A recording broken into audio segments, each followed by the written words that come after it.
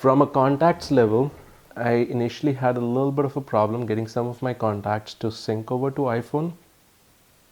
I do not know why that happened, and I believe that's a bug with Google Sync process. My wife's been reporting some of the problems with her calendar not syncing properly to Samsung calendar. It's fortunately working fine on a Nexus device, which uses all stock applications. But I believe when you're using another device like a Samsung or an iPhone, and some of those are not stock devices, then you tend to have a little bit of a problem in sync.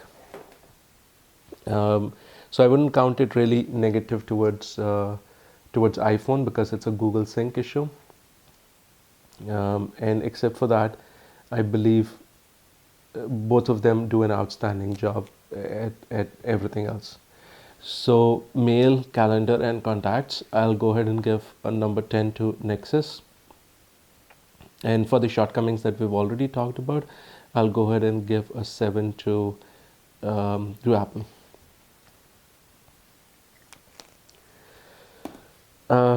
Anybody's guess on the next thing. In navigation, you just can't beat Google Maps. And I, for one, have tried my level best to make Google Maps work for me. Apple Maps work for me. We actually were out to golf one day early in the morning, and Apple Maps took us about 14 minutes off on a 35-minute journey. It's so ridiculously bad. Let's go ahead and launch it. I do not know where I've even put it. Okay, so one of the things you can do for launching anything is spotlight search. We were going to cover it a little bit in number 10, but since we need it right now, so here's Apple Maps. On the face of it, beautiful application, really seems to have everything together. My biggest problem with this is its inability to take me to an accurate address. I've tried everything from golf courses that are 40 minutes away from me to taking my dogs for grooming, which is 5 to 7 minutes away from me. Even something that's so close to me, it ends up giving me a wrong direction. So the way to utilize that then, in my opinion, is to always put Google Maps on your iPhone device, and then whenever you need to navigate to a particular location, you go ahead and switch to apps and pick Google Maps to route to that particular address.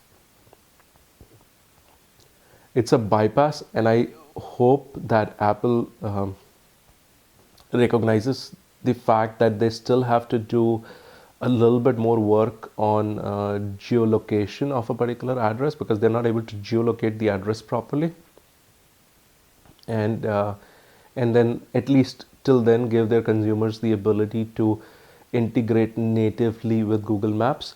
Today the integration is so logged that when you pick up any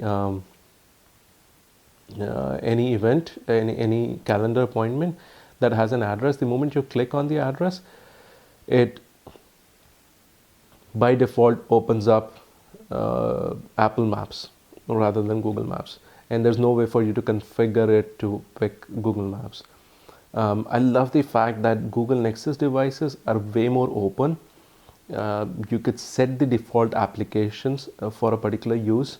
I've done that for a few scenarios where you can even set a different application as your default phone calling application in case you're using a VoIP like Zoiper or Skype.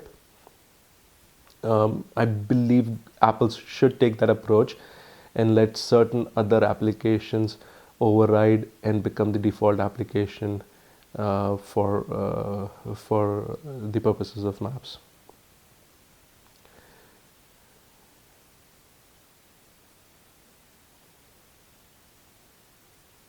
Again, I do not know if it's showing me the right address or not. It's a question of trust, and having been lost a few times, now I don't trust Apple Maps. So from a navigation perspective, I'll go ahead and give the device a 5 because the native functionality is broken and needs to be fixed, and Nexus number 10. The reason I gave it 5 and not 0 is because even though the native functionality is broken, You could go to apps and route it through Google Maps and thereby be certain that you don't waste your time and get to the right place. My next biggest use for these phones, and the reason I'm going for a phablet phone, which is the larger screen display, is reading. I do a lot of reading, and most of my reading happens on the device. From a reading perspective, the display of Apple is just amazing. The IPS display, it really brings characters to life. It's just amazingly easy on your eyes.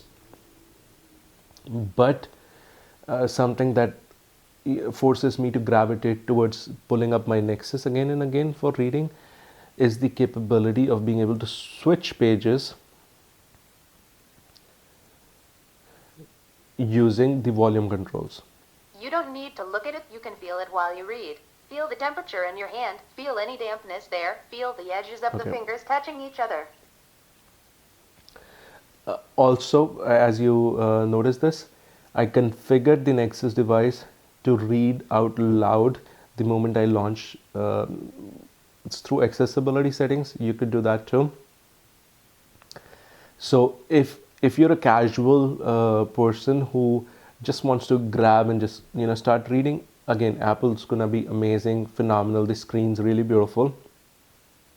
But if you're a little bit more technical like me, and you would want to sit back, relax, be able to switch screens with the volume keys, which because of the audio, feel the temperature in your hand, feel any dampness, it's not possible right now. Then you will find the Nexus device is so much better. Also, if you like the capability to configure things based on your needs, any Google software or hardware will go ahead and give you those capabilities. Apple more so takes the cake when you want to just talk about pick it up and use it and let it be automatic. So this Google Playbooks on Apple allows me to again move between a sepia mode or a day or a night mode. When you go to Apple's own iBooks reader, it wouldn't even give you that option. But the good part is that it will, actually I'm wrong, it does give you that option. But the good part is it does have auto night theme.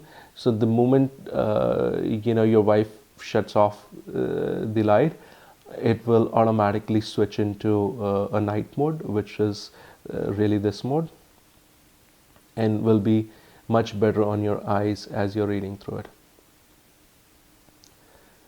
So major difference, the screen's really beautiful, has the auto night theming option, which is very powerful. When you use it, it just it detects the changes. It again, we found this in camera also, where we had the auto HDR.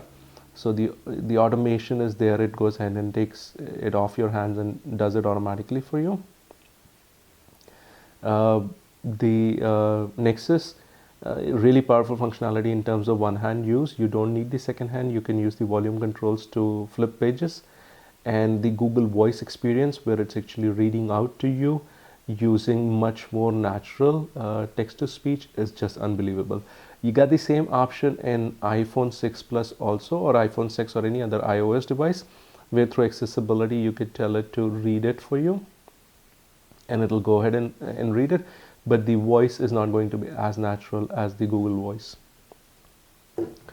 So pure reading perspective, I'm so torn between both the devices. If Nexus had an IPS display, I would have given it a complete 10. But from a reading perspective, I'll go ahead and give a 9 to Nexus and an 8 to Apple. Why? Because my inability to flip pages using volume buttons is a big deal breaker for me. Routinely forces me to bring my second hand into the picture, while I can easily do it with one hand and I'm holding the device with one hand. From a smaller phone, You could theoretically hold the phone in your hand as well as flip pages, so it's not that big of a deal if you have a regular iPhone. But when you have an iPhone 6 Plus, then you could. It's a little bit of a stretch, and as you're holding the device, it then becomes easier for you to bring your second hand and flip through the second hand. But as you would imagine, if you're sitting on a couch and relaxed and you're holding it with one hand, then your second hand is probably somewhere where it's resting, where it's supporting you, and it'll be much nicer for you to be able to at that point press the volume buttons and flip pages using the volume buttons. Over to media, gaming, audio, and movies. Feel that today's new age ideas have got it.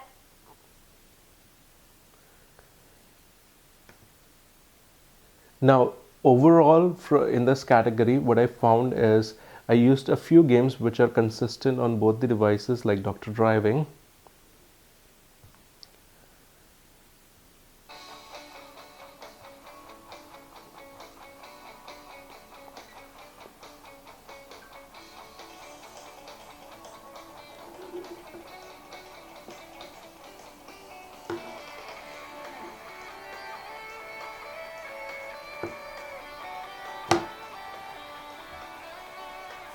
One of the biggest drawbacks for the Apple device is the lack of stereo speakers. When you're playing games, at times you have to actually hold the game, like when Dr. Driving actually launches, initially it launches in this orientation. But as I play it, I'll grip it from here and here. When I grip it from here, the audio holes are completely blocked out to a point where I cannot hear the sound at all. So then I have to flip the device over and hold it this way so that the audio holes are open. Now, giving stereo audio speakers in front is again an unbelievably good idea in terms of design. Whether Apple could have duplicated something like that in its own design, something that seems like a low-tech solution to me would have been able to give one speaker here and another speaker here.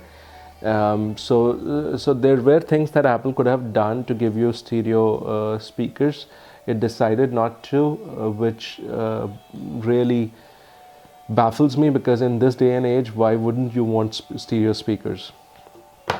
Apart from that, the gaming experience is very consistent between both these devices.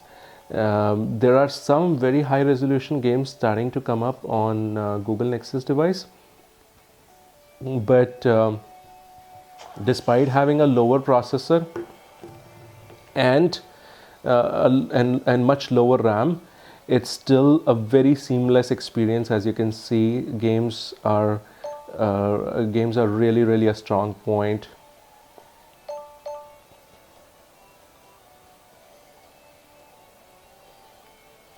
And I promise you guys, I drive better than what it shows on this game.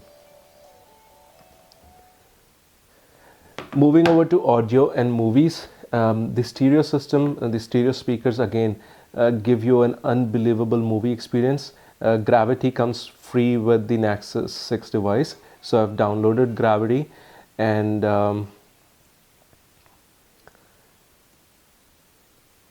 it's an amazing experience watching it on a quad HD screen with stereo speakers on both your sides. You can beat that experience, and that's why I said I do not know why Apple decided not to put a stereo speaker in their phone. In this day and age, I believe that's a huge deal killer. Overall, from one speaker, the audio quality to my ears is better from the Apple device versus the Nexus, and I believe the reason is just that there's too much of metal around here in the Apple device, and metal tends to give you a more clearer, more sharper sound as compared to some of the plastic here. So my recommendation would be for the next Nexus device to have a little bit more metal closer to the speakers, and for Apple, please get your act together and go ahead and put at least a stereo speaker. From gaming, audio, movies, I'll give the iPhone a 6 because of its lack of stereo speakers, and I'll go ahead and give Nexus a 10. Battery life, we all know that the battery life on Apple iPhone 6 Plus is astounding. It's about 14 hours versus the Nexus has a much lower battery life. From a personal perspective, what I've found is that I usually lose about 3% to 4% of battery life overnight as my Apple's resting, versus on Android I could lose anywhere from 12 to 15% to over 20% if there have been any updates. So battery life, I believe Google can rectify some of these by going ahead and making its software more intelligent to consume less and less battery.